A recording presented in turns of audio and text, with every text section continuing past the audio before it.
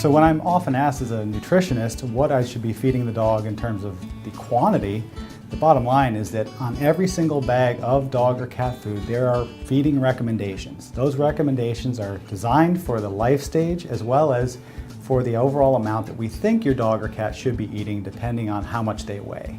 For Lucy here, she weighs about 40 pounds. And for her to maintain her ideal body weight, I typically, for the food she's on right now, end up feeding her about 3 cups per day. Obviously, that's going to vary a little bit depending on the specific food that you're feeding, and that's why it's always important to look at that package to help with your guidelines. I do also, when I'm feeding Lucy, I pay attention to whether she's gaining some weight or losing some weight, and I try to maintain her within her ideal body condition.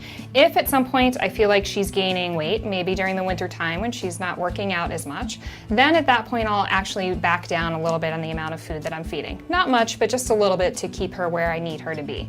During the summertime, when her activity level goes up and she's playing around with her brother at home, we'll increase her food to make sure that she, again, is maintaining that ideal healthy weight every day. So if your dog is gaining weight, you can decrease by about 1/2 cup, and if your dog is losing weight, then you might want to increase by 1/2 cup. Working with your veterinarian, you can come up with some wonderful guidelines on how to feed your dog appropriately for a long and healthy life.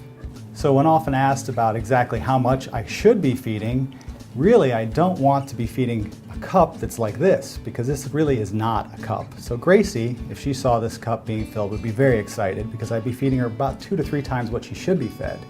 When your veterinarian sits back and says, feed a cup, you should really get a measuring cup much like this one and feed your dog according to those measuring cups.